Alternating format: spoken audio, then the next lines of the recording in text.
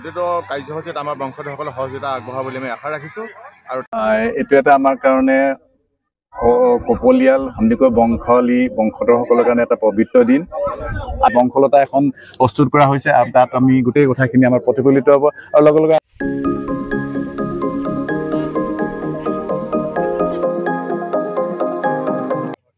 Dipak Gargaon YouTube চেনেলৰ অন্য এটা ভিডিঅ'লৈ আপোনালোকক স্বাগতম জনাইছোঁ।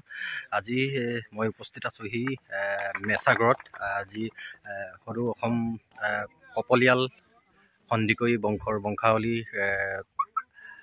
অনুষ্ঠান আয়োজনৰ বাবে আজি লাই সূতা স্থাপন কৰা হৈছে। আজি 31 জানুৱাৰী 1-2 ফেব্ৰুৱাৰীত অনুষ্ঠিত হ'বলগীয়া সদৌ অসম কপলিয়াল বংশাৱলীৰ আজি লাই সূতা স্থাপন কৰা হৈছে। মই তাতে বৰ্তমান উপস্থিত আছোঁ, আপোনালোকক দেখুৱাইছোঁ। এয়া সন্দিকৈ বংশাৱলীৰ আজি লাই সূতা স্থাপন। চাই থাকক মোৰ এই ভিডিঅ'।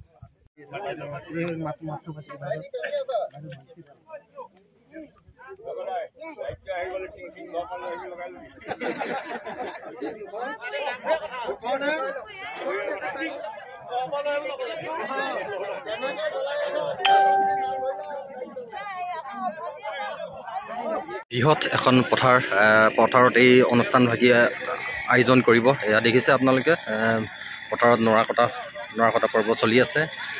বৰ্তমান লাই সূতা স্থাপন কৰি এয়া ৰাইজ লাই সূতা স্থাপনৰ পৰা লাই সূতা স্থাপনৰ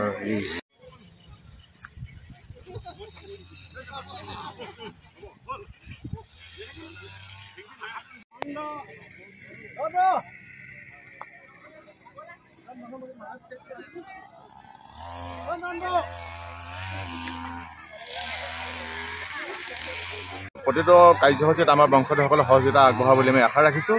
আৰু তেওঁলোকৰ সহযোগিতা আমাক উৎসাহিত কৰিছে। আৰু নিশ্চিতভাৱে আমি এই কাৰ্যসূচী সফলভাৱে সমাপ্ত কৰিব পাৰিম বুলি আমি কেন্দ্ৰীয় সমিতিৰ ফালৰ পৰা বা উদযাপন সমিতিৰ ফালৰ পৰা আশা ৰাখিছোঁ। বিশেষকৈ আমাৰ যিহেতু 3 দিনীয়া যে কাৰ্যসূচী আছে, প্ৰথমতে আমাৰ যিটো বংশলতা, আমাৰ সন্দিকৈসকল বিভিন্ন স্থানত সিঁচৰিত হৈ আছে। অসমতে নহয়, ভাৰতৰ পৃথিৱীৰ বিভিন্ন স্থানতো আছে। তেওঁলোকৰ যিটো তেওঁলোকৰ যিটো বংশলতা আমি প্ৰস্তুত কৰি তাত উলিয়াম। দ্বিতীয়তে আমাৰ স্মৃতিগ্ৰন্থ প্ৰকাশ পাব। তৃতীয়তে আমাৰ অসমৰ বিভিন্ন ব্যক্তিক লৈ আমাৰ আলোচনা চক্ৰ নিশ্চিত হ'ব। ইয়াৰ উপৰিও আমাৰ যি সন্দিকৈ বংশধৰসকল আছে, নতুন প্ৰজন্ম আছে, তেওঁলোকৰ মাজত আমি সংস্কৃতিক কাৰ্যসূচী ৰাখিছোঁ, যাতে তেওঁলোকক আমি আগুৱাই নিব পাৰিম। আৰু আমি বিভিন্ন মত বিনিময় কাৰ্যসূচী ৰাখিছোঁ। আৰু আমাৰ সন্দিকৈসকলৰ যিটো আৰ্থসামাজিক যিটো ব্যৱস্থা কেনেকৈ আমি উন্নত কৰিব পাৰিম, এই বিষয়ে বিভিন্ন কাৰ্যসূচী আমি হাতত ল'ম বুলি আশা ৰাখিছোঁ। আছে মুঠতে আমাৰ 3 দিনীয়া কাৰ্যসূচী আছে। আমি বিভিন্ন ধৰণৰ কাৰ্যসূচী লৈছোঁ, সাংস্কৃতিক কাৰ্যসূচী, ভৌতিক কাৰ্যসূচী, এই সকলো কাৰ্যসূচী সকলো সহযোগিতা সমাপ্ত হ'ব বুলি আমি আশা ৰাখিছোঁ। যিহেতু সন্দিকৈ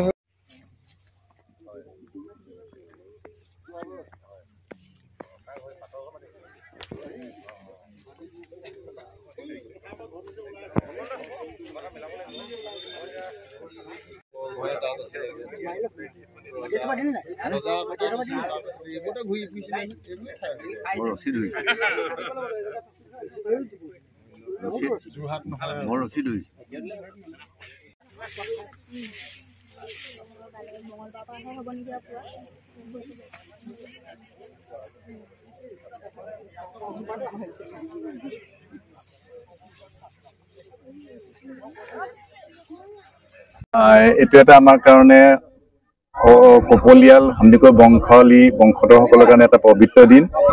আজিৰ পৰা প্ৰায় 121 বছৰ আগতে আমাৰ উপপুৰুষসকলে 1904 চনতে প্ৰথম বংশাৱলী অনুষ্ঠান আয়োজন কৰিছিলে। যিহেতু আহোমৰ পৰম্পৰা এটা উপপুৰুষসকলক সোঁৱৰা বা উপপুৰুষসকলৰ আশীৰ্বাদ বিচৰাটো আহোমৰ এটা পৰম্পৰা।